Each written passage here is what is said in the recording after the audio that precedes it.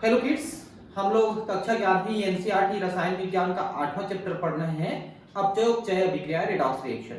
इसके पहले वीडियो में मैंने आपको ऑक्सीजन के जुड़ने या ऋण विद्युतीय पदार्थों के जुड़ने को ऑक्सीकरण और इसके इसके विपरीत प्रक्रिया को अपचयन के रूप में मैंने परिभाषित किया है। अब हम इसको आगे पढ़ रहे हैं कि इलेक्ट्रॉन के जुड़ने और निकलने से क्या होता है। तो वैसे तो देखिए यहाँ पर जो हेडलाइन है, इलेक्ट्रॉन स्थानांतरण अभिक्रियाओं के रूप में अपचयोपचय अभिक्रियाएं। वैसे मैंने पिछले पहले वीडियो में ही आपको बताया है कि अगर इलेक्ट्रॉन जुड़ता है तो अपचयन, इलेक्ट्रॉन निकलता है तो ऑक्सीकरण यानी उपचय होता है। ये मैंने पहले ही बताया है। ठीक है, हम यह जान चुके हैं कि निम्नलिखित सभी अभिक्रियाओं में या तो ऑक्सीजन या अधिक ऋण विद्युतीय तत्व के संयोग के कारण सोडियम का ऑक्सीकरण हो रहा है। पिछले वीडियो में हमने देखा है ऑक्सीजन का जुड़ना या ऋण विद्युतीय तत्व का जुड़ना, इससे वहां पर ऑक्सीकरण हो रहा है। साथ साथ क्लोरीन, ऑक्सीजन तथा सल्फर का अपचयन भी हो रहा है, यह भी हमने देख लिया है, क्योंकि इन तत्वों से धन विद्युतीय तत्व सोडियम का संयोग हो रहा है। तो आपने ये भी देखा था कि ऋण विद्युतीय तत्व जुड़ा तो वहां पर ऑक्सीकरण हो रहा है, तो धन विद्युतीय तत्व के जुड़ने से वहां पर अपचयन भी होता है। तो यहां पर जो सोडियम है उसके साथ क्लोरीन जुड़ा तो सोडियम क्लोराइड बना। तो यहां पर सोडियम के साथ ऋण विद्युतीय तत्व जुड़ा, इसलिए सोडियम का यहां पर ऑक्सीकरण हुआ, और क्लोरीन के साथ धन विद्युतीय तत्व जुड़ा तो सोडियम का यहां पर अपचयन हुआ। वैसे यहां पर ऑक्सीजन का हुआ और यहां पर सल्फर का हुआ सोडियम के साथ, और यहां पर सोडियम क्लोराइड, सोडियम ऑक्साइड और सोडियम सल्फाइड, ये तीन चीजें बनी हैं। तो इनमें सोडियम का जो है ऑक्सीकरण हुआ है और क्लोरीन, ऑक्सीजन और सोडियम का यहां पर अपचयन हुआ है। रासायनिक आबंध के नियमों के आधार पर सोडियम क्लोराइड, सोडियम ऑक्साइड और सोडियम सल्फाइड हमें आयनिक यौगिकों के रूप में विदित हैं। ये आयनिक यौगिक इसलिए हैं क्योंकि यहां पर सोडियम ने अपने एक एक इलेक्ट्रॉन इनको दिए हैं। तो यहां पर आप देख सकते हैं कि इन लोगों को दो दो इलेक्ट्रॉन चाहिए, दो क्लोरीन है इसलिए, दो ऑक्सीजन है तो यहाँ पर 4 इलेक्ट्रॉन चाहिए, एक सल्फर है तो 2 इलेक्ट्रॉन चाहिए, क्योंकि एक क्लोरीन को एक ऑक्सीजन को 2, एक सल्फर को 2 इलेक्ट्रॉन चाहिए रहता है। ठीक है, तो ये इलेक्ट्रॉन इनको सोडियम के द्वारा दिया जाता है। तो सोडियम जब इनको इलेक्ट्रॉन दे देता है तो खुद धन आवेश आ जाता है, ये ऋण आवेश हो जाता है। तो इस तरह से ये जो है आयनिक यौगिक बनते हैं, क्योंकि इलेक्ट्रॉन के शिफ्टिंग से ये जो बंध है वो बन रहा है। इन्हें सोडियम क्लोराइड यानी इस तरह से अपन लिख सकते हैं, सोडियम धन आयन, क्लोराइड ऋण आयन, ऐसा लिख सकते हैं, है ना। उसी तरह से सोडियम ऑक्साइड को लिख सकते हैं और सोडियम सल्फाइड को भी लिख सकते हैं। तो आप यहाँ पर लिखने के तरीकों को तरफ ध्यान देंगे कि यहाँ पर सोडियम 2 है तो इसलिए हम यहाँ पर 2 लिख रहे हैं, लेकिन ऑक्सीजन एक ही है। ठीक है, यहाँ पर भी सोडियम 2 है और सल्फर 1 है, तो इस तरह से हम लिखते हैं इसको। ठीक है, ज्यादा उचित है इस तरह से लिखना, क्योंकि इसमें हम आयन्स को दिखा पा रहे हैं तो कितने धन और कितने ऋण आवेशित आयन बने हैं ये दिखा पा रहे हैं। विद्युत आवेश उत्पन्न होने के कारण 8.12 से 8.14 तक की अभिक्रियाओं को हम यो लिख सकते हैं। तो इन्हीं को हम ये नंबर दिए हैं, तो ध्यान देंगे। अभी जो हमने पढ़ा है रिएक्शन, इन्हीं को हमने ये नंबर दिया है। तो हम इनको कैसे लिख सकते हैं, देखिए कैसे लिख सकते हैं, बहुत अच्छे से दिखाया है कि सोडियम 2 है, यहां से 2 इलेक्ट्रॉन निकले हैं और ये सोडियम धन आयन बन गए हैं, और क्लोरीन जो है 2 इलेक्ट्रॉन के लेने से इस तरह से बन गए हैं, है ना। 2 क्लोरीन है, एक इलेक्ट्रॉन ले रहे हैं। ठीक है, उसी तरह से इसका भी आप देख सकते हैं कि सोडियम इलेक्ट्रॉन लेके धन आयन और ऑक्सीजन इलेक्ट्रॉन लेके ऋण आयन बना है, सोडियम धन आयन और सल्फर ऋण आयन बना है। तो इन तीनों में एक ही चीज कॉमन है कि सोडियम जो है इलेक्ट्रॉन दे रहा है और जो दूसरा है यहाँ पर वो इलेक्ट्रॉन ले रहा है, तो वो धन आवेश बन रहा है।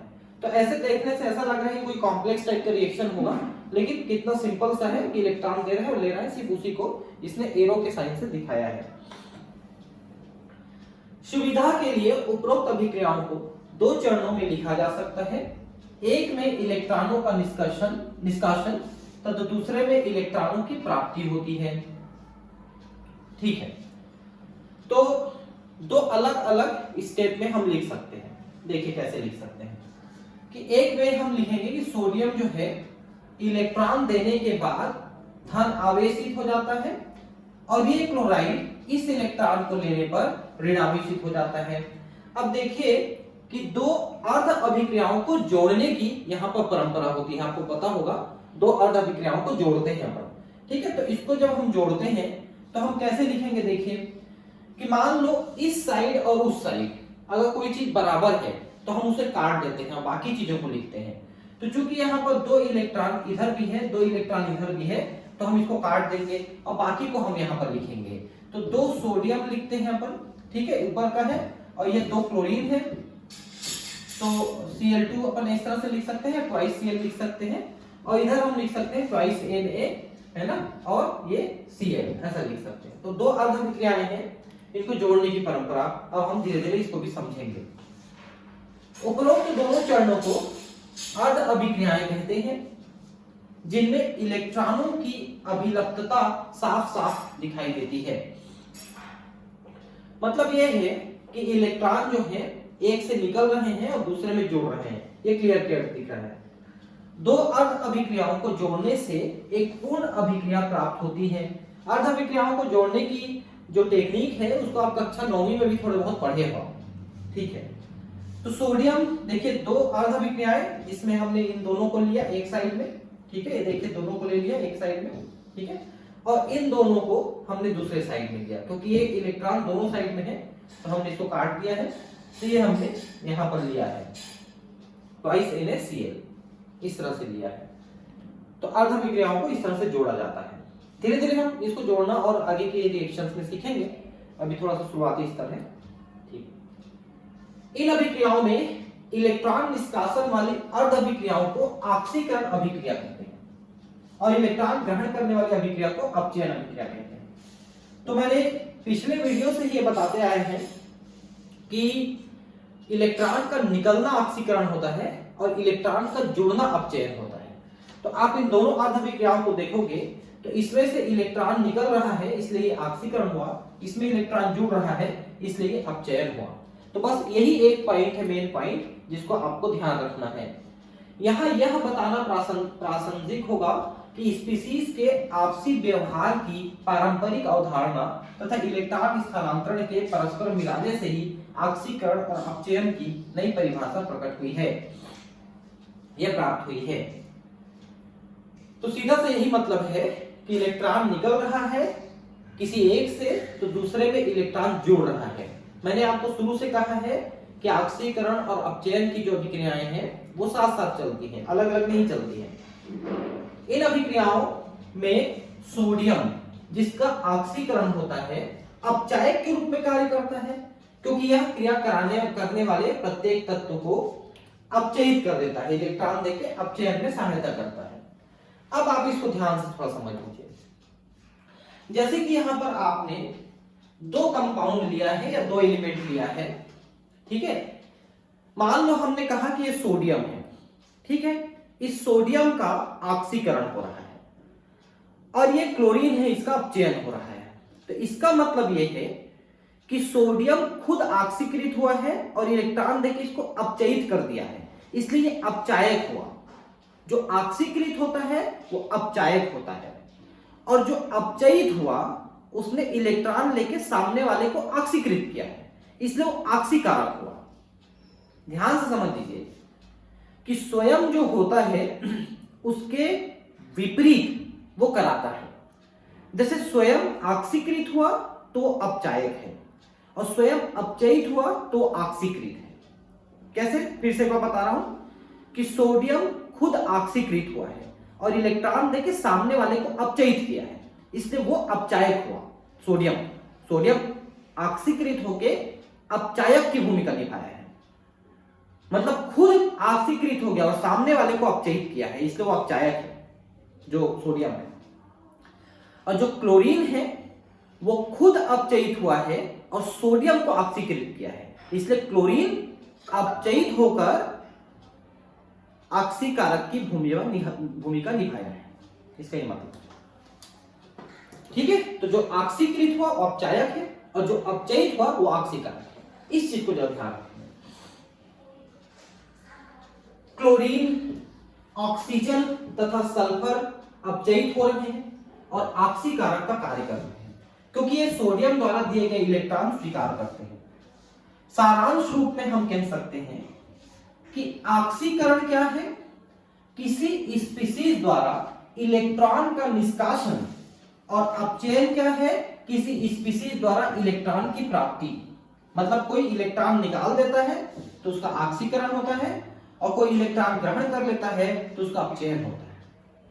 और जो इलेक्ट्रॉन लिया और खुद अपचयित हुआ, सामने वाले को ऑक्सीकृत किया, इसलिए अपचयित होने वाला ऑक्सीकारक है और ऑक्सीकरण होने वाला अपचायक है। तो ये देखिए, ऑक्सीकारक कौन है? जो इलेक्ट्रॉन ग्रहण किया, और अपचायक कौन है? जो इलेक्ट्रॉन दिया। इसका ये मतलब ठीक है। इन दोनों चीजों को आपको ध्यान रखना है थोड़ा सा कि क्या हो रहा है यहां पर। निम्नलिखित अभिक्रिया एक अपचयोपचय अभिक्रिया है, औचित्य बताइए। सोडियम और हाइड्रोजन मिलके सोडियम हाइड्राइड बने। अब जरा यहां पर ध्यान से देखेंगे तो सोडियम ने इलेक्ट्रॉन दिया और हाइड्रोजन ने इलेक्ट्रॉन लिया, इसलिए सोडियम का यहां पर ऑक्सीकरण हुआ और हाइड्रोजन का यहां पर अपचयन हुआ। ये देखिए, ये सोडियम है, इसने इलेक्ट्रॉन दिया और खुद धन आयन में बदला, और जबकि हाइड्रोजन ने इलेक्ट्रॉन लिया और खुद ऋण आयन में बदला। तो ये दो अर्ध अभिक्रियाएं हैं, एक सोडियम का ऑक्सीकरण दिख रहा है और दूसरा हाइड्रोजन का अपचयन दिख रहा है, इसलिए ये अपचय उपचय अभिक्रिया है। अपचयन तो अपचयन ही कहलाता है, लेकिन ऑक्सीकरण को उपचय भी कहते हैं। हमने पिछले क्लास से ही इस चीज को देखा है। ठीक है, अब है प्रतियोगी इलेक्ट्रॉन स्थानांतरण अभिक्रियाएं। देखिए, प्रतियोगी इलेक्ट्रॉन स्थानांतरण अभिक्रियाएं क्या है? ये इस बात पे निर्भर करेंगे कि कौन ज्यादा इलेक्ट्रॉन ग्राही है और किसका विद्युत ऋणता अधिक है। आपको याद होगा, मैंने बताया था पिछले कई क्लासेस में, कई चैप्टर्स में हमने बात किया है। विद्युत ऋणता का मतलब है इलेक्ट्रॉन को खींचने की क्षमता, जिसको पॉलिंग स्केल में हम नापते हैं। सबसे ज्यादा क्षमता फ्लोरीन की है 4, उसके बाद ऑक्सीजन की 3.5, नाइट्रोजन की 3, क्लोरीन की 3, हाइड्रोजन की 2.1, ऐसा। ठीक है, तो जब दो स्पीशीज मिलते हैं, दो तत्व या दो परमाणु मिलते हैं, तो जिस परमाणु के इलेक्ट्रॉन खींचने की क्षमता ज्यादा रहेगी वो सामने वाले से इलेक्ट्रॉन खींच लेगा। समझ रहे हैं बात को? तो जब वो इलेक्ट्रॉन खींचेगा तो उसका अपचयन हो जाएगा, खींचने वाले का, और जिससे इलेक्ट्रॉन खींचा उसका ऑक्सीकरण हो जाएगा। अब मान लो जैसे आप ऑक्सीजन की तुलना करिए, चलिए मान लो ऑक्सीजन, यहां पर 3 चीजें लीजिए, एक आप लेते हो फ्लोरीन, एक लेते हो ऑक्सीजन और एक लेते हो हाइड्रोजन। चलिए ये 3 चीज लेते हो। मान लो ऑक्सीजन, ये फ्लोरीन का 4 है, आपको अभी मैंने बताया था, ऑक्सीजन का 3.5 है और हाइड्रोजन का 2.1 है। देखिए, ऑक्सीजन अगर फ्लोरीन के साथ जुड़ता है तो फ्लोरीन इसमें से इलेक्ट्रॉन खींच लेगा, तो फ्लोरीन का यहां पर अपचयन होगा और ऑक्सीजन का यहां पर ऑक्सीकरण होगा। लेकिन अगर यही ऑक्सीजन हाइड्रोजन के साथ जुड़ेगा तब ये इलेक्ट्रॉन हाइड्रोजन से खींचेगा, तब ऑक्सीजन का अपचयन हो जाएगा और हाइड्रोजन का ऑक्सीकरण हो जाएगा। मतलब इन तीनों में आप देख लीजिए कि ऑक्सीजन अपने ज्यादा वाले से जुड़ा तो उसका ऑक्सीकरण हो गया, अपने कम वाले से जुड़ा तो उसका अपचयन होगा, ऑक्सीजन का अपचयन होगा। देखिए ना, फ्लोरीन ने खींचा तो उस समय ऑक्सीजन का ऑक्सीकरण हो गया, जबकि ऑक्सीजन हाइड्रोजन के साथ जुड़ा तो उसमें से खींच लिया तो फिर इसका अपचयन हुआ। तो ये ऐसी बातें आपको इस बात पे ध्यान रखना है कि विद्युत ऋणता किसकी ज्यादा है। जिसकी विद्युत ऋणता ज्यादा रहेगी उसका अपचयन होगा और जिसका कम रहेगा उसका ऑक्सीकरण होगा, क्योंकि अधिक विद्युत ऋणी जो है इलेक्ट्रॉन को खींचेगा और इलेक्ट्रॉन लेके खुद अपचयित हो जाएगा और सामने वाले को ऑक्सीकृत कर देगा। ऐसा है इसका मतलब। ठीक है, जैसा चित्र में दर्शाया गया है, जिंक धातु की एक पट्टी को 1 घंटे के लिए कॉपर नाइट्रेट के जली विलयन में रखा गया है। कॉपर नाइट्रेट में जिंक धातु को रखा गया है। देखिए यहां पर ये कॉपर नाइट्रेट का विलयन है। ठीक है, कॉपर नाइट्रेट का विलयन है, इसमें जिंक धातु को रखे हैं। अब कॉपर नाइट्रेट का जो नीलापन है वो धीरे धीरे धीरे धीरे नीलापन गायब हो जाता है। क्यों गायब हो जाता है? क्योंकि यहां पर कॉपर नाइट्रेट में जो कॉपर आयन था और नाइट्रेट आयन थे, तो इसमें होता यह है कि जो जिंक है, जिंक यहां पर जो जिंक का रॉड डाला है आपने, उस जिंक ने क्या किया, इलेक्ट्रॉन देकर के कॉपर को तो आयन से कॉपर बना दिया। ये देखिए 2+ है। ठीक है, कॉपर आयन को इसने कॉपर बना दिया और खुद जिंक से जिंक आयन में चला गया, जिंक आयन में चला गया। ठीक है, यहां पर एक चीज नहीं बताया आपको, जिंक आयन में चला जाएगा, मतलब कॉपर की जगह जिंक चला जाएगा और जिंक की जगह कॉपर आ जाएगा। इसमें जिंक का ये रॉड थोड़ा पतला होने के बाद इसमें उतना ही कॉपर जमा हो जाएगा और विलयन में से कॉपर आयन जैसे जैसे कम होता जाएगा, विलयन का रंग नीले से सफेद होता जाएगा। आप समझे मैं क्या बता रहा हूं? कॉपर आयन के रूप में है, उसको इलेक्ट्रॉन दिया जिंक ने, तो कॉपर आयन से कॉपर बन गया और वो जिंक रॉड में जमा हो गया और जिंक उतना ही घुल करके विलयन में चला जाएगा। इसका ये मतलब है। ठीक है, मतलब कॉपर के इलेक्ट्रॉन खींचने की क्षमता जिंक से अधिक है, इसलिए वो जिंक से इलेक्ट्रॉन खींच करके खुद सॉलिडिफाई हो गया और जिंक जो है बेचारा इलेक्ट्रॉन देके आयन बन गया, इसलिए ये प्रक्रिया हुई। अब इसको पढ़िए, देखिए क्या लिखा है। ये देखिए, आप देख रहे हैं कि धातु की पट्टी जिंक की पट्टी पर कॉपर धातु की लाल रंग की परत जमा हो गई। इस बात को ध्यान रखेंगे कि कॉपर जो है सॉलिड अवस्था में ब्राउन रेड टाइप के कलर का होता है कॉपर, लेकिन जब वो आयन के रूप में होता है तो वो नीले रंग का होता है। ठीक, परत जम जाती है, विलयन का नीला रंग गायब होते जाता है। जिंक आयन का उत्पाद के रूप में बनना कॉपर आयन के रंग के विलुप्त होने से लिया जा सकता है। यहां पर ये चीज को लिखा है, डायग्राम में नहीं लिखा है कि मतलब कॉपर आयन कॉपर में बदलता चला गया और जिंक जो है जिंक आयन के रूप में जाता गया। मतलब जिंक था वो जिंक आयन बन गया और कॉपर आयन था वो कॉपर बन गया, क्योंकि जिंक ने इलेक्ट्रॉन कॉपर आयन को दे दिया और खुद आयन बन गया और कॉपर सॉलिड हो गया।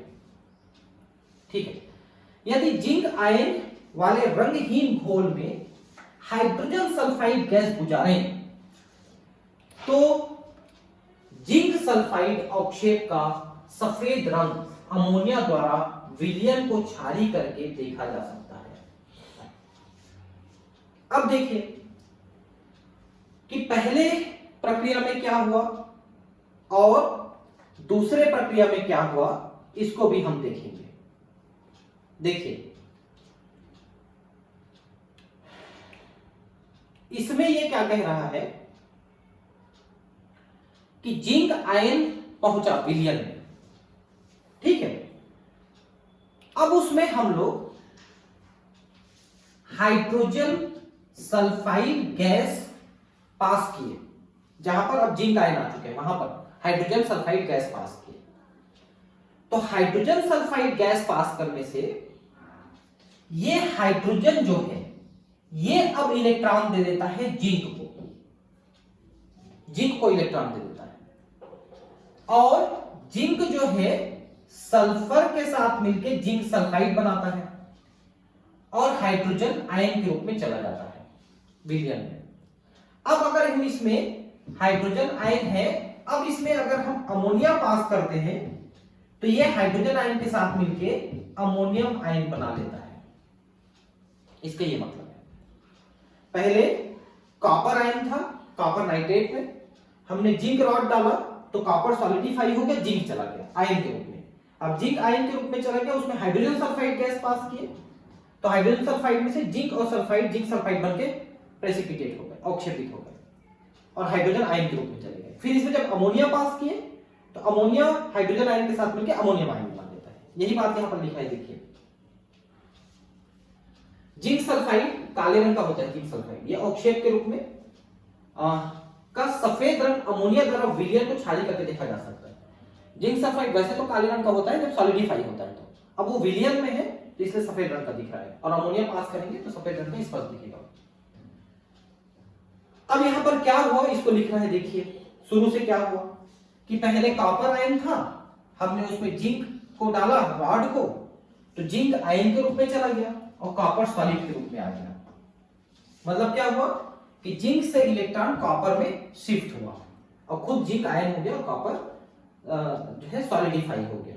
ठीक है, देखिए अभिक्रिया में जिंक से इलेक्ट्रॉनों के निष्कासन से जिंक आयन बनता है, इसलिए जिंक का ऑक्सीकरण होता है। भाई इलेक्ट्रॉन निकला जिंक से, इसलिए जिंक का ऑक्सीकरण हुआ, कॉपर का अपचयन हुआ। स्पष्ट है कि इलेक्ट्रॉनों के निष्कासन से जिंक का ऑक्सीकरण हो रहा है, तो किसी वस्तु का इलेक्ट्रॉनों ग्रहण करने से अपचयन भी हो रहा है, और वह कोई वस्तु क्या है, कॉपर आयन। ये देखिए जिंक से इलेक्ट्रॉन निकला तो जिंक आयन बना, और कॉपर में इलेक्ट्रॉन जुड़ा तो कॉपर सॉलिड बना, वो सॉलिड है, कॉपर सॉलिड बना, तो इससे उसका अपचयन हुआ, तो कॉपर आयन का अपचयन हुआ, जिंक का यहां पर ऑक्सीकरण हुआ। इस अभिक्रिया की साम्यावस्था का अध्ययन करेंगे, क्योंकि कुछ समय बाद वो साम्यावस्था में आ जाएंगे और कुछ कॉपर आयन भी रह जाएंगे और ज्यादातर जिंक आयन रहेंगे। इसके लिए हम कॉपर धातु की पट्टी को जिंक सल्फेट के घोल में डुबो कर रखते हैं। कोई भी प्रक्रिया दिखाई नहीं देती है। देखिए जब आपने कॉपर नाइट्रेट में जिंक डाला तो अभिक्रिया दिखाई दी, लेकिन अगर हम जिंक सल्फेट के घोल में कॉपर को डालते हैं तो कोई अभिक्रिया नहीं दिखेगी। क्यों? क्योंकि कॉपर इलेक्ट्रॉन लेने की प्रवृत्ति रखता है, जिंक इलेक्ट्रॉन देने की प्रवृत्ति रखता है जब एक दूसरे को साथ रखते हैं। तो पहली अभिक्रिया में तो ठीक ठाक हुआ कि जो देने वाला है लेने वाला है वो उपलब्ध थे, लेकिन दूसरी प्रक्रिया में लेने वाला नहीं देगा, इसलिए वो अभिक्रिया नहीं हो रही है। और न ही कॉपर आयन का वह परीक्षण सफल होता है जिसमें विलयन में हाइड्रोजन सल्फाइड गैस प्रवाहित करने पर क्यूप्रिक सल्फाइड अवक्षेप का काला रंग मिलना चाहिए। भाई क्यूप्रिक सल्फाइड का काला अवक्षेप तो तब मिलेगा ना जब कॉपर आयन रहेगा वहां पर, और कॉपर आयन है ही नहीं, क्योंकि कॉपर तो आयन के रूप में गया ही नहीं। आपने जिंक सल्फेट के विलयन में कॉपर डाला तो आप सोच रहे हो कॉपर आयन बनना चाहिए और जिंक को सॉलिडिफाई होना चाहिए, लेकिन नहीं हुआ। तो जब कॉपर आयन ही नहीं है तो कॉपर सल्फाइड कहां से बनेगा? H2S गैस पास करने पर। यह परीक्षण बहुत संवेदनशील है, परंतु फिर भी कॉपर आयन का बनना नहीं देखा जा सकता है। इससे हम निष्कर्ष निकालते हैं कि अभिक्रिया की साम्यावस्था की अनुकूलता उत्पादों की ओर है। मतलब यह है कि यह अभिक्रिया हमेशा आगे ही बढ़ेगा, ये वापस वाली तरफ नहीं चलेगा। मतलब यह है कि जरा भी कॉपर आयन आपको नहीं मिलेगा, सारा का सारा जिंक आयन हो गया, कॉपर प्रेसिपिटेट हो जाएगा। ये इतना ज्यादा होने वाला रिएक्शन है, सिर्फ आगे की ओर जाएगा, पीछे की ओर जरा भी नहीं आएगा। इसका ये मतलब है अगर थोड़ा सा भी कॉपर आयन रहता तो हमको कॉपर सल्फाइड का हमको मिलता, अवक्षेप मिलता, लेकिन नहीं मिला। आइए अब हम कॉपर धातु तथा सिल्वर नाइट्रेट के जली विलयन के बीच होने वाली अभिक्रिया को देखते हैं। तो अभी आपने क्या देखा कि जिंक और कॉपर को मिलाते हो तो जिंक से कॉपर इलेक्ट्रॉन लेता है, ठीक है। लेकिन अब कॉपर और सिल्वर को मिला के देखो, जब कॉपर और सिल्वर को मिलाते हो तो फिर सिल्वर लेता है इलेक्ट्रॉन और कॉपर को देना पड़ता है। इसको देखिए, ये देखिए, पहले देखिए सिल्वर नाइट्रेट का आपने विलयन लिया, सिल्वर नाइट्रेट AgNO3, ये आपने लिया, ठीक है। इसमें आपने कॉपर का राड डुबाया और जैसे डुबाया धड़ धड़ धड़ ये नीला होता चला गया। और नीला होने का मतलब है इसमें कॉपर आयन का आना। अभी मैंने थोड़ी देर पहले आपको बताया था कि कॉपर आयन आएगा तो नीला कलर आएगा। और दूसरा ये है कि जो कॉपर का राड जो लाल रंग का है, ये विलयन में डूबे हुए हिस्से में सफेद रंग का सिल्वर जमा होते हुए दिखेगा, चांदी जमा होते हुए दिखेगा। मतलब यहां पर क्या हो रहा है कि सिल्वर नाइट्रेट का पहले जो घोल था उसमें सिल्वर आयन था, इसमें आपने कॉपर को डुबाया, सॉलिड को डुबाया, तो कॉपर से इलेक्ट्रॉन निकल के सिल्वर में गया, तो कॉपर यहां पर आयन के रूप में आता गया और सिल्वर यहां पर सॉलिड के रूप में जमा होता गया। जैसे वहां पर आपने जिंक को डुबाया था तो जिंक चला गया था, कॉपर निकल आया था। अब आप क्या कर रहे हो, कॉपर को डुबा रहे हो तो सिल्वर निकल आ रहा है और कॉपर चला जा रहा है, क्योंकि अब कॉपर से भी ज्यादा इलेक्ट्रॉन लेने की क्षमता सिल्वर में है। मतलब तुलना करिए कि जिंक से ज्यादा पावरफुल है कॉपर और कॉपर से ज्यादा पावरफुल है सिल्वर। इसलिए जब जिंक को कॉपर में डुबाया तो कॉपर निकल आया, लेकिन अब कॉपर को सिल्वर में डुबाओगे तो सिल्वर निकल आएगा इलेक्ट्रॉन लेकर के। हाँ, अगर जिंक को भी डुबाओगे तो भी सिल्वर निकलेगा। लेकिन हम तीन की तुलना कर रहे हैं, कौन किससे ज्यादा पावरफुल है। तो यहां पर वैसे ही हुआ, सिल्वर नाइट्रेट में सिल्वर आयन था और कॉपर को डुबाते ही कॉपर से इलेक्ट्रॉन सिल्वर में चला गया, सिल्वर निकल आया, कॉपर चला गया। इसलिए ये सफेद विलयन जो है धीरे धीरे नीला होता चला गया, क्योंकि जैसे जैसे कॉपर उसमें जाते जाता है वो विलयन वैसा वैसा नीला होते चला जाता है। और नीलापन आपने बताया था पहले भी कि कॉपर आयन की उपस्थिति होती है। ठीक है, देखिए क्या हो रहा है। सिल्वर आयन पहले से था, कॉपर आपने डाल दिया, कॉपर से इलेक्ट्रॉन चला गया और कॉपर आयन बन गया, और सिल्वर में इलेक्ट्रॉन चला गया तो सिल्वर सॉलिड बन गया। इसका ये मतलब है। यहां कॉपर सॉलिड का कॉपर आयन में ऑक्सीकरण हुआ, क्योंकि इलेक्ट्रॉन दिया इसलिए इसका ऑक्सीकरण हुआ। सिल्वर आयन ने इलेक्ट्रॉन लिया इसलिए उसका अपचयन हुआ। ये देखिए, सिल्वर आयन का सिल्वर में अपचयन हो रहा है। अब हम साम्यावस्था चेक करेंगे। साम्यावस्था कॉपर आयन तथा सिल्वर आयन उत्पादों की दिशा में बहुत अनुकूल है। मतलब यह है कि सिर्फ रिएक्शन आगे की ओर ही बढ़ेगा, पीछे जाने का मतलब नहीं है, क्योंकि पीछे जाने की अनुकूलता यहां पर नहीं है। विषमता के तौर पर निकिल सल्फेट के घोल में रखी गई कोबाल्ट धातु के बीच अभिक्रिया का तुलनात्मक अध्ययन करें। तो देखिए यहां पर क्या हो रहा है। यहां पर आपने क्या किया है कि पहले निकिल सल्फेट का घोल लिया है। निकिल सल्फेट के घोल में निकिल धन आयन के रूप में है। आपने इसमें कोबाल्ट धातु का रॉड डाला है, तो कोबाल्ट धातु यहां पर इलेक्ट्रॉन देगा निकिल को, इसलिए निकिल जो है सॉलिड फॉर्म में निकल आया और कोबाल्ट जो है धन आयन के रूप में यहां पर बदल गया, कोबाल्टेट आयन के रूप में चेंज हो गया, और निकिल आयन जो है अब सॉलिड फॉर्म में निकल आया। तो यहां पर आपने क्या देखा कि कोबाल्ट ने इलेक्ट्रॉन दिया इसलिए इसका ऑक्सीकरण हुआ, और निकिल आयन ने इलेक्ट्रॉन दिया इसलिए इसका अपचयन हुआ। ये देखिए, रासायनिक परीक्षणों से विदित होता है कि साम्यावस्था की स्थिति में निकिल आयन और कोबाल्ट आयन दोनों की सांद्रता मध्यम होती है। अब यहां पर एक चेंज हुआ। पहले की दो अभिक्रियाएं आपने देखी, कॉपर जिंक और कॉपर सिल्वर के बीच में जो अभिक्रिया देखा, उसमें अभिक्रिया केवल एक ही दिशा में चल रही है। जैसे वहां पर सारा कॉपर आयन निकल गया और जिंक आयन चले गए, वापस नहीं आया, कॉपर आयन नहीं बचा। वैसे यहां पर सारे सिल्वर आयन निकल गए और सिल्वर आयन नहीं बचे थे। लेकिन इस अभिक्रिया में ऐसा नहीं हो रहा है। इस अभिक्रिया में कोबाल्ट को डालने के बाद आधा कोबाल्ट आयन मिलेगा और आधा निकिल आयन मिलेगा। मतलब इन दोनों में इलेक्ट्रॉन लेने देने की क्षमता लगभग बराबर है। समझ रहे हैं बात को? इसलिए निकिल आयन भी और कोबाल्ट आयन भी बराबर मात्रा में यहां पर लगभग मिल रहे हैं। मतलब ये अभिक्रिया आगे की ओर भी जा रही है और पीछे की ओर भी जा रही है। समझ रहे हैं? मतलब साम्य अवस्था स्थापित जरूर होगी यहां पर, और कोबाल्ट आयन और के साथ निकिल आयन भी मिलेंगे। जैसे मान लो कि शुरू में 100 निकिल आयन थे और कोबाल्ट आयन 0 थे। जब कोबाल्ट को डाल दिया आपने तो ये आधे आधे हो गए। अब निकिल भी 50 मिलेंगे आपको और कोबाल्ट भी 50 मिलेंगे, जबकि यहां पर ऐसा नहीं हुआ था। यहां पर पहले ये 100 था और ये 0 था, अब आगे बढ़ा तो ये 100 हो गया था, ये 0 हो गया था। लेकिन यहां पर ऐसा नहीं है, यहां पर साम्य अवस्था स्थापित हो रहा है और दोनों आयन मिल रहे हैं। क्यों मिल रहे हैं? क्योंकि इन दोनों के इलेक्ट्रॉन देने लेने की क्षमता लगभग बराबर है।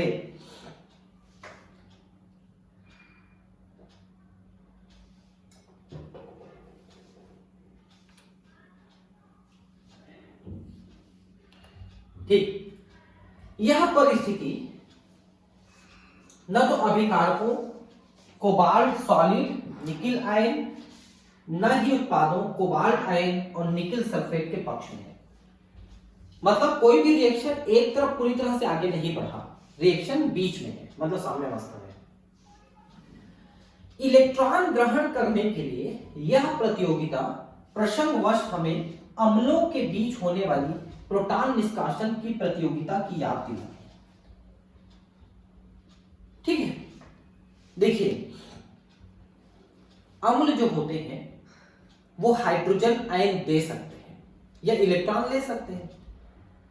तो अम्ल की प्रबलता तो इसी बात पे निर्भर कर रही है कि कौन कितना आसानी से हाइड्रोजन आयन दे सकता है या इलेक्ट्रॉन ले सकता है, वो उतना प्रबल अम्ल था, मतलब आयनीकृत होने की क्षमता। तो वैसे यहां पर भी हम इसकी प्रबलता को नापते हैं। ठीक है, इस समरूपता के अनुसार इलेक्ट्रॉन निष्कासन की प्रवृत्ति पर आधारित धातुओं तथा उनके आयनों की एक सूची उसी प्रकार तैयार कर सकते हैं जिस प्रकार अम्लों की प्रबलता की सूची तैयार की जाती है। अब बात यह है कि ये सारे धातु थे, आपने देखा कॉपर, निकिल, सिल्वर, जिंक, सब तो धातु है और धातुओं की प्रवृत्ति इलेक्ट्रॉन देने की है। ठीक है, तो इलेक्ट्रॉन लेने की क्षमता भी कुछ ना कुछ है। भाई देने की क्षमता रहती है ज्यादा तो लेने की क्षमता होती है कम, और लेने की क्षमता ज्यादा होती है तो देने की क्षमता कम होती है, लेकिन दोनों क्षमताएं होती है कुछ ना कुछ। धातुओं की मुख्य प्रवृत्ति है इलेक्ट्रॉन देने की। ठीक है, जैसे शुरू से आप देखिए कि निकिल की प्रवृत्ति कॉपर से अधिक थी इलेक्ट्रॉन देने की, इसलिए उसने इलेक्ट्रॉन दे दिया। लेकिन कॉपर की प्रवृत्ति सिल्वर से ज्यादा थी, इसलिए उसने सिल्वर को दे दी। यहां पर आपने देखा कि निकिल और कोबाल्ट के देने की प्रवृत्ति लगभग बराबर है, इसलिए दोनों एक दूसरे को देकर के बराबर अवस्था में आ गए। ऐसा था। तो हम इसी इलेक्ट्रॉन देने की जो क्षमता है या इलेक्ट्रॉन लेने की जो क्षमता है उसको हम एक पोटेंशियल के तौर पे, एक पावर के तौर पे दिखा सकते हैं। तो इस बात को आप समझिए कि अगर हम इलेक्ट्रॉन लेने की क्षमता को दिखाते हैं तो देने की क्षमता बिल्कुल विपरीत रहेगी और धन की जगह ऋण या ऋण की जगह धन रहेगी। चलिए ना, हम सूची में अभी आगे देखेंगे, आपको समझ में आ जाएगी। ठीक है, या आक्सीकरण संख्या के रूप में हम आगे उसको सूची को देखेंगे। ठीक है, अभी आप इतना समझिए कि इलेक्ट्रॉन देने और लेने की क्षमता की हम बात करते हैं। तो धातुओं में इलेक्ट्रॉन देने की क्षमता होती है, जिसमें ज्यादा देने की क्षमता होती है वो आयनीकृत हो जाता है, और जिसमें देने की क्षमता कम होती है का मतलब लेने की क्षमता ज्यादा होती है। तो शुरू से आप देखिए जिंक की सबसे ज्यादा क्षमता थी देने की, उससे कम क्षमता थी कॉपर की, और सबसे कम क्षमता थी सिल्वर की। तो जिनकी कम क्षमता थी वो लेते गए और जिनकी ज्यादा क्षमता थी वो देते गए। ठीक है, हम यह जान गए हैं कि जिंक कॉपर को तथा कॉपर सिल्वर को इलेक्ट्रॉन देता है, इसलिए इलेक्ट्रॉन निष्कासन की क्षमता का क्रम होगा जिंक सबसे ज्यादा, उससे कम कॉपर और उससे कम सिल्वर, मतलब देने की क्षमता। हम इस क्रम को विस्तृत करना चाहेंगे ताकि धातु सक्रियता सीरीज अथवा विद्युत रासायनिक सीरीज बना सके। इसमें हम पूरी एक सीरीज बनाते हैं कि कौन कितना आसानी से इलेक्ट्रॉन देता है, उसकी एक पूरी सीरीज बनाते हैं जिसको अपन विद्युत रासायनिक सीरीज कहते हैं। विभिन्न धातुओं के बीच इलेक्ट्रॉनों की प्रतियोगिता की सहायता से हम ऐसे सेल का निर्माण कर सकते हैं, बना सकते हैं जो विद्युत ऊर्जा का स्रोत हो। देखिए, अगर हम दो धातुओं को लें, एक इलेक्ट्रॉन दे सकता है, दूसरा ले सकता है, और इनको हम प्रॉपर उनके विलयन में रखें तो निश्चित है कि एक इलेक्ट्रॉन देगा और दूसरा लेगा, तो दोनों के बीच में इलेक्ट्रॉन का प्रवाह होगा। और इलेक्ट्रॉन के प्रवाह में जो ऊर्जा रहती है, इलेक्ट्रॉनों के पास जो ऊर्जा रहती है, वही हमको विद्युत ऊर्जा के रूप में मिलती है, जिससे हमें पंखा, ये ट्यूबलाइट वगैरह चला सकते हैं। ठीक है, ऐसा है। उसी को बैटरी भी कह सकते हैं। इन सेलों को गैल्वेनिक सेल कहते हैं। इनके बारे में हम अगली कक्षा में विस्तार से पढ़ेंगे।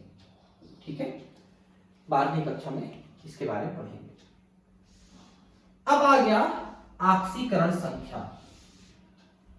देखिए, ऑक्सीकरण संख्या किसी भी स्पीशीज के धन आवेश की संख्या को बोला जाता है, और धन आवेश की संख्या जैसे जैसे बढ़ेगी उसकी ऑक्सीकरण संख्या बढ़ती है। जैसे मान लो कि सोडियम धन आवेश है ना, और मैग्नीशियम 2 धन आवेश है, तो इनकी ऑक्सीकरण संख्या 1 और इसकी 2 है। लेकिन अगर ऑक्सीजन को कहोगे -2 है तो इसकी ऑक्सीकरण संख्या -2 है। इनकी धन 1 और धन 2 है। मतलब ऑक्सीकरण संख्या आप समझ लो कि धन आवेश की संख्या है। मतलब यह है कि जिसके धन आवेश की संख्या बढ़ेगी उसकी ऑक्सीकरण संख्या बढ़ेगी, वो ऑक्सीकृत हो रहा है। और जिसके धन आवेश की संख्या घटेगी या ऋण आवेश की संख्या बढ़ेगी उसका अपचयन हो रहा है। अब देखिए, ध्यान से समझिए इस चीज को कि इनमें से हम इलेक्ट्रॉन निकालते जाएंगे तो धन आवेश की संख्या बढ़ेगी तो उसका ऑक्सीकरण हो रहा है, और जिसमें इलेक्ट्रॉन जुड़ेगी उसमें ऋण आवेश की संख्या बढ़ेगी, इसलिए उसका अपचयन हो रहा है। तो धन आवेश का बढ़ना, ऑक्सीकरण संख्या का बढ़ना, उसका मतलब है उसका ऑक्सीकरण होते जा रहा है, और ऋण आवेश का बढ़ना यानी उसका अपचयन हो रहा है। ये आप समझिए। ठीक है, निम्नलिखित अभिक्रिया जिसमें हाइड्रोजन ऑक्सीजन से संयोजन करके जल बनाता है, इलेक्ट्रॉन स्थानांतरण का एक अल्पविदित उदाहरण है। इसमें हाइड्रोजन से इलेक्ट्रॉन ऑक्सीजन की तरफ थोड़ा शिफ्ट हो जाता है। यद्यपि यह एक सरल तरीका तो नहीं है, फिर भी हम यह सोच सकते हैं कि हाइड्रोजन अणु में हाइड्रोजन परमाणु उदासीन स्थिति से H2O में धन स्थिति प्राप्त करता है, क्योंकि इलेक्ट्रॉन दे देता है तो कुछ तो इसमें धन आवेश आएगा और इसमें ऋण आवेश आएंगे। ठीक है, ऐसा है। ऑक्सीजन परमाणु में शून्य स्थिति से 2 ऋण आवेश यहां पर उत्पन्न हो रहा है। यह माना गया है कि हाइड्रोजन से ऑक्सीजन की ओर इलेक्ट्रॉन स्थानांतरित हो गए हैं। यह विद्युत ऋणता के कारण से होता है, क्योंकि H2O में जो बंध बना है ना, वो तो सहसंयोजक बंध बना है, लेकिन वही है अधिक विद्युत ऋणी है। कौन? ऑक्सीजन। तो उसने दोनों इलेक्ट्रॉन को अपने तरफ खींच लिया है। तो हाइड्रोजन में धन आवेश और ऑक्सीजन में ऋण आवेश उत्पन्न हो गया है। परिणाम स्वरूप हाइड्रोजन का ऑक्सीकरण तथा ऑक्सीजन का अपचयन हो गया है। ठीक है, बाद में हम यहां पाएंगे कि यह आवेश स्थानांतरण आंशिक रूप से ही होता है। यह भी हमने देखा है, मैंने पहले बताया है कि ऑक्सीजन है, ये एक इलेक्ट्रॉन का साझा हाइड्रोजन एक के साथ और दूसरे के साथ एक का करता है, तो असल में तो सहसंयोजक बंध है, लेकिन ये दोनों इलेक्ट्रॉन को अपने तरफ और ये दोनों इलेक्ट्रॉन को भी अपने तरफ खींच के इसमें थोड़ा सा ऋण आवेश, इसमें थोड़ा सा धन आवेश और इसमें भी थोड़ा सा धन आवेश आता है। ये आयनिक बंध नहीं है, इसलिए पूरी तरह से स्थानांतरित नहीं होता इलेक्ट्रॉन, तो थोड़ा सा धन आवेश और ऋण आवेश होता है। यह बेहतर होगा कि इसे इलेक्ट्रॉन विस्थापन से दर्शाया जाए, न कि हाइड्रोजन द्वारा इलेक्ट्रॉन निष्कासन से तथा ऑक्सीजन द्वारा इलेक्ट्रॉन की प्राप्ति से, क्योंकि पूरी तरह से हाइड्रोजन इलेक्ट्रॉन नहीं देता है।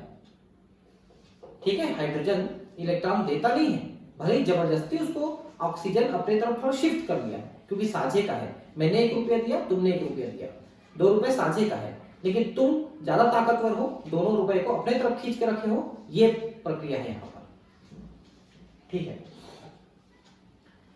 यहाँ इस समीकरण के बारे में जो कुछ कहा गया है वही अन्य सहसंयोजक यौगिकों वाले अन्य अभिक्रियाओं के बारे में भी कहा जा सकता है। जैसे आप देखिए यहाँ पर हाइड्रोजन जब क्लोरीन के साथ मिलके हाइड्रोजन क्लोराइड बनाता है, हाइड्रोक्लोरिक एसिड बनाता है, तो भी ये शिफ्ट हो जाता है। वैसे मीथेन जब क्लोरीन के साथ अभिक्रिया करता है तो कार्बन टेट्राक्लोराइड बनाया है और HCl बनाया है। तो यहाँ पर भी HCl है इसमें भी, और कार्बन टेट्राक्लोराइड में भी कुछ हद तक इसी तरह की प्रक्रिया हुई है।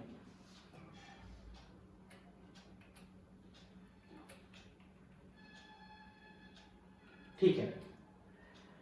सहसंयोजक यौगिकों उत्पाद की अभिक्रियाओं में इलेक्ट्रॉन विस्थापन को ध्यान में रखकर ऑक्सीकरण संख्या विधि का विकास किया गया है ताकि अपचय अभिक्रियाओं का रिकॉर्ड रखा जा सके। इस विधि में यह माना गया है कि कम विद्युत ऋणी परमाणु से अधिक विद्युत ऋणी तथा इलेक्ट्रॉन स्थानांतरण पूरी तरह से हो जाता है। उदाहरण, उस रिएक्शन में उन समीकरणों में हम दोबारा इस प्रकार इनको लिख सकते हैं कि हाइड्रोजन और ऑक्सीजन को मिलाया हमने, तो हाइड्रोजन में धन आवेश और ऑक्सीजन में ऋण आवेश आ गया। ठीक है। उसी तरह से हाइड्रोजन क्लोराइड को मिलाया तो इनमें भी इसी तरह से आ गया। ठीक है।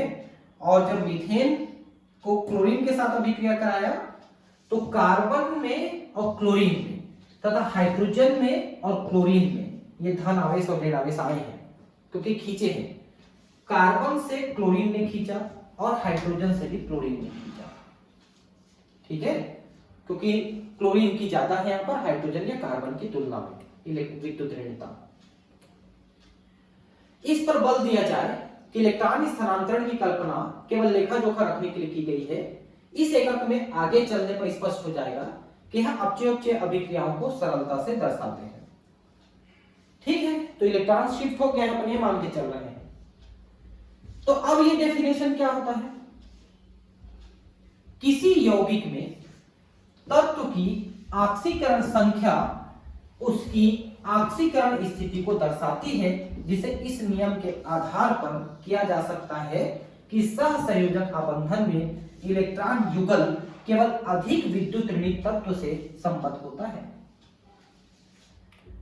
तो ये बात हमने बताया ना कि सहसंयोजक इलेक्ट्रॉन जो 2 इलेक्ट्रॉन है, एक इसका है एक उसका है, साझा किया हुआ है, लेकिन वो एक तरफ शिफ्ट हो गया है। किसके तरफ शिफ्ट हुआ? अधिक विद्युत ऋणी की तरफ शिफ्ट हुआ। बस ये मतलब है। इसे हमेशा याद रखना या जान लेना संभव नहीं है कि यौगिक में कौन सा तत्व अधिक विद्युत ऋणी है। इसमें आपको याद रखना पड़ेगा, मतलब डेटा आपको याद रखना पड़ेगा, तभी आप कुछ हद तक इसको याद कर सकते हो। इसलिए यौगिक आयन के किसी तत्व की ऑक्सीकरण संख्या का मान जानने के लिए कुछ नियम बनाए गए हैं। यदि किसी अणु आयन में किसी तत्व के 2 या 2 से अधिक परमाणु उपस्थित हों, जैसे आप देखिए यहां पर, आप देखिए क्या लिखा है, किसी अणु या आयन में किसी तत्व के 2 या अधिक परमाणु उपस्थित हैं। जैसे ये देखिए सोडियम सल्फाइड में और क्रोमेट आयन में, उस तत्व की ऑक्सीकरण संख्या उसके सभी परमाणुओं के ऑक्सीकरण संख्या की औसत होगी। मान लो इसमें आप देखेंगे तो सल्फर 2 है, ऑक्सीजन 3 है, सोडियम 2 है, क्रोमियम 2 है, ऑक्सीजन 7 है, तो एवरेज आएगा ना यहां पर। इसको हम आगे समझेंगे। अब हम ऑक्सीकरण संख्या की गणना के लिए कुछ नियम बनाएंगे। ठीक है। अब इन नियमों के बारे में हम नेक्स्ट क्लास में यहां पर समझेंगे कि इनके क्या क्या नियम है और उन नियमों को हम किस तरह से लागू करते हैं जिससे ऑक्सीकरण संख्या हमारी निकल सके। ठीक है, फिर मिलते हैं अगली क्लास में। Thank you.